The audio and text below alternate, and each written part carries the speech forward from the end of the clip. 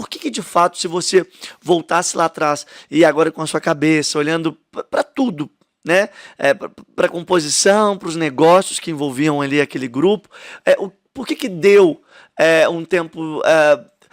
eu não diria que deu errado, porque não deu certo até onde deu. Mas por que dali para frente não teve como continuar? Por que o Ruge acabou?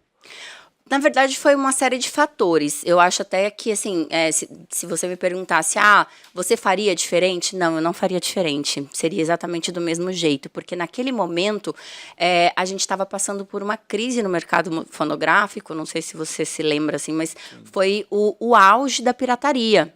Então, teve gravadoras fechando, a Virgin fechou nessa época, muitas gravadoras fechando, foi quando a Abril fechou também, então a Sony teve que juntar com a BMG, então virou Sony BMG, porque também estavam enfrentando uma fase, uma crise, né, muito, muito grande por conta da pirataria, o custo do CD era muito alto, foi essa transição, né, pra coisa do... Tinha aquele, acho que era Napster, se eu não me engano. Era o lançamento. A galera baixava os CDs lá, baixava as músicas lá. Então, assim, pra gravadora era um prejuízo. E a gente conseguiu um marco, assim, que era uma coisa fora da realidade. Nenhum artista, nem Ivete Sangalo vendia o que a gente vendia. A gente chegou a vender quase 2 milhões de CDs no auge da pirataria, né? Então, você pensa, se você for pensar, e as pessoas que compraram CD pirata? A gente deve ter passado de 10 milhões, sabe, de discos, assim.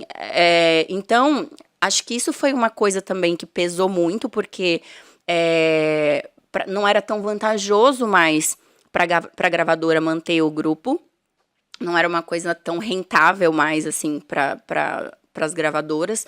Tanto que acho que até hoje, acho que a gravadora não deve ganhar mais com streaming mesmo e, enfim, outras coisas. Porque hoje os contratos, as gravadoras têm parte até de show, de produtos, de outras coisas também dos artistas. Sim, não só das músicas, entendeu? Eles não ganham só das músicas mais, porque acho que isso eles não conseguem, a gravadora não consegue sobreviver só ganhando a parte deles das músicas, sabe? Então, o mercado naquela época estava numa crise muito complicada. E o nosso contrato, a gente já sabia, quando a gente assinou o contrato, nós éramos 12 candidatas ainda. E a gente sabia que aquele contrato era um contrato leonino, né? Mas eu me lembro que quando a gente leu o contrato, na reunião lá e tudo... Algumas meninas levaram os advogados, tal. Inclusive, teve uma que desistiu por conta disso. Ela leu o contrato e falou, não, eu não quero. Tinha mais uma participante? Teve uma menina, sim, nós estávamos em 12 meninas e ela não quis assinar o contrato. Ela chama Perli.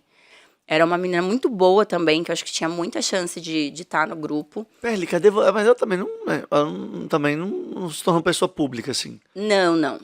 Não sei se foi porque ela não quis mesmo, ou se ela tem feito um trabalho autoral, assim, não sei, eu perdi o contato com ela. Mas ela não topou a parada, ela olhou pro contrato. Não aceitou, ela não topou, não aceitou, e eu lembro que minha mãe, quando ela a Perli falou, não, eu não vou assinar, minha mãe olhou pra mim e falou, filha, você tem certeza que você vai assinar? Eu falei, mãe, eu tenho 18 anos, eu ia fazer vestibular agora, né? Se eu não passasse numa faculdade pública, muito provavelmente eles iam ter que pagar a minha faculdade, né? Eu falei, vou pensar que são 4 anos de contrato, que eu vou trabalhar como cantora, como artista e tal, e ainda vou ser remunerada por isso. Então, mas eles não tomavam uma fatia muito grande do seu... Tomavam, sim. E isso a gente já sabia, mas... Isso é proibido de falar? Qual é o percentual? Não. Quanto era, assim? Tipo, percentualmente, não em grana, mas... Nossa, agora para lembrar, hein? Eu acho que era alguma coisa tipo de 8% dividido por 5, mas é que cada coisa era tudo diferente. De CD era de um jeito, de licenciamento era de outro. Era um contrato gigantesco, assim, né? Então, cada coisa eles pagavam de uma forma, assim, sabe? E muita coisa, inclusive, depois, né, da gente ter reuniões e conversar com a produtora, falar, não, ó, mas tal coisa, tipo, de show, por exemplo, às vezes, como a gente ganhava uma porcentagem, tinha show, por exemplo, que às vezes os músicos ganhavam mais que a gente, que o hold ganhava mais que a gente, sabe? A galera que tava no backstage tava, tipo, ganhando mais que a gente. E aí a gente chegou a questionar, e aí eles aumentaram, porque existe uma tabela da OMB, né? Da Ordem dos Músicos. Então, eles estariam fora da lei, assim, digamos, se eles pagassem menos do que essa tabela. De alguma forma, vocês estavam querendo rever aquele contrato que lá atrás foi assinado, Sim. mas que não faria mais sentido depois do fenômeno e do estouro que foi. Vocês estavam fazendo muito show, trabalhando muito e ganhando pouco. Sim, Mas assim, eu hoje, quando eu olho para trás, assim, e vejo, é que, assim, o que um artista daquela dimensão, né, com aquele sucesso ganharia, era realmente pouco que a gente ganhava. Mas, quando eu paro para pensar que eu era uma menina de 18 anos, para mim estava ótimo. Eu conseguia pagar minhas contas, consegui guardar um dinheirinho, consegui comprar um apartamento, consegui comprar um carro. Não foi assim, né? Não comprei mansões, não fiz aquisições. Fez fortuna. Não fiz fortuna. Mas conseguiu adquirir Mas eu algumas comprei coisas. um apartamentinho, né? Ônibus de táxi, tudo. Então, assim, se você fosse comparar um artista que fazia o mesmo sucesso que a gente, não batia, entendeu? Eram realidades muito diferentes.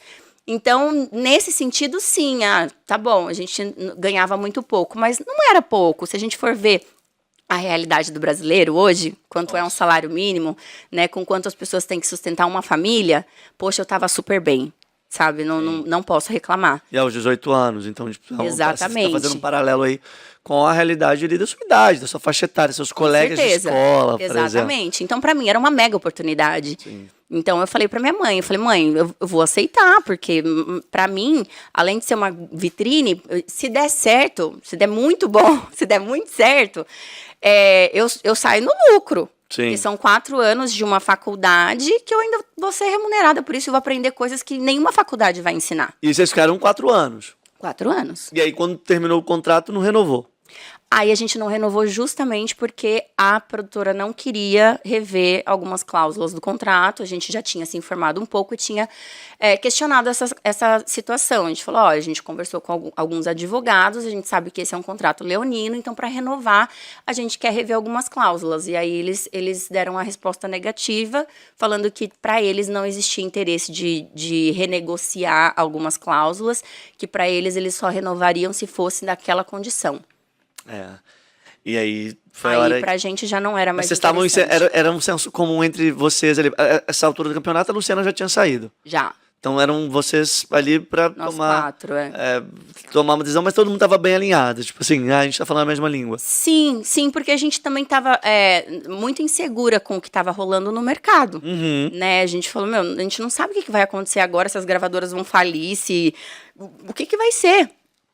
Qual que vai ser o próximo passo? Então, a gente estava no auge. Então, a gente falou, é melhor a gente finalizar essa história, esse ciclo, no auge, né, do que a gente correr o risco de renovar um contrato, né, nessas mesmas condições e as coisas começarem a piorar, porque é o que estava acontecendo. A gente vendeu quase 2 milhões no primeiro, mas aí já o segundo disco já não vendeu tanto, o terceiro também já nem tanto, o quarto também já nem tanto. Então, assim, o mercado estava em queda.